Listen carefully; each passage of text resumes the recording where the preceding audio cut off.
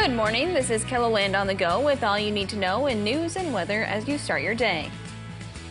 The Vermillion School Board is scheduled to decide on a final transgender bathroom policy at its meeting next week. The board earlier this week approved the first reading of a policy that allows transgender students to use bathrooms that match the gender they identify with. But the district acknowledges that such a policy is controversial within the community. We've had people that are thanking us for taking on the task of this challenge because it is something that's a very sensitive in nature. And then naturally we have people that are really apprehensive, thinking that that this is a policy that we should not be moving forward with. Right now, transgender students have to get permission from each school's principal to use the staff restroom.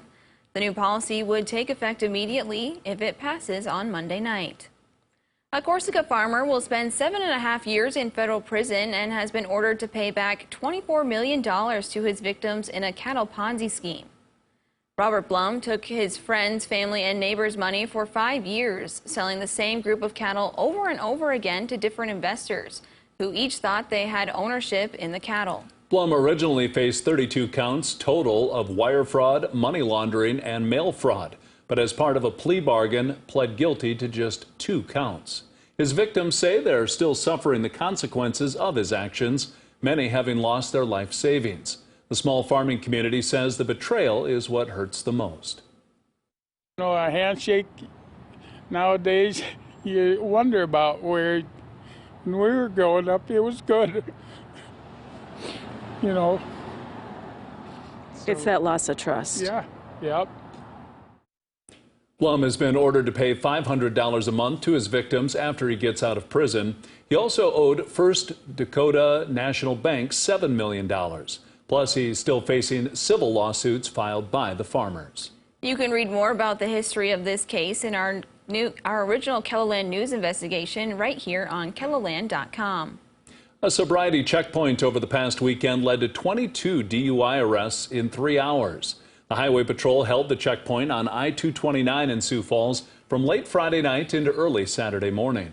The agency says there were 52 arrests total, including 17 illegal drug arrests. The Highway Patrol has 17 checkpoints planned for the month of November in more than a dozen counties. Turning to weather, temperatures climbing back into the 60s and maybe even 70s this weekend across KELOLAND, Scott. Yeah, we are looking at well above average air for this weekend. It looks like we'll stay dry. Once we get into the next week, well, things do start to change. So let's go ahead and enjoy the warm and dry weather. As you mentioned, yeah, numbers easily in the 60s. There may be a couple of 70s here and there, but turning colder next week. Even a chance for some snow. That may happen just beyond the 7-day forecast. I'll have more details on the KELOLAND Live Doppler forecast coming up. Thank you, Scott. Rapid City has issued its first provisional license for a medical cannabis dispensary. The license was issued to Puffy's along Campbell Street in Rapid City. The director of the finance department says she has received 10 to 12 applications for review. She says she has to wait for the final zoning letter of compliance before more provisional licenses can be issued. On the eastern side of the state, Sioux Falls says it has received 0 applications at this point. However, the application period doesn't end until November 15th at 5 p.m. Sioux Falls will then use a lottery process to select the potential medical cannabis dispensary licensees. A city ordinance caps the number of dispensaries to 5. Soybean byproducts are creating new markets for the commodity. One product is a model of Goodyear tires that's being made from soybean oil. South Dakota's Soybean Checkoff donated the tires to 50 different sheriff departments across the state. Research for new byproducts comes from producers Soybean Checkoff dollars, and they are excited to be able to use these products to give back to the community. Our goal has been to return back to South Dakota the things that the benefits we've gotten from law enforcement, and we want to reach back into our own communities to show them that we are really appreciative of the support they've given us. Some of the other soybean byproducts include sneakers, asphalt, and more.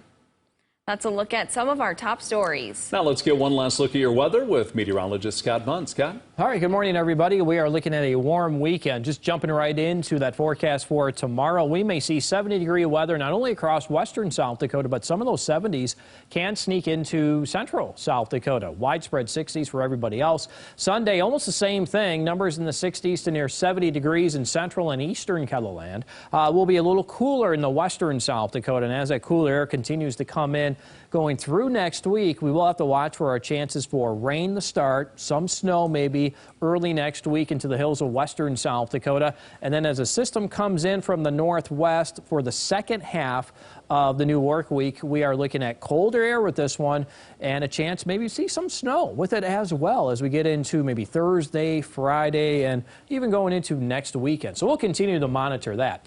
In the meantime, for today, it will be a warm day, 50s and 60s for afternoon highs. We have strong winds in our forecast as well, straight from the south across eastern and southeastern KELOLAND. Then they do change direction to the northwest and central and western KELOLAND.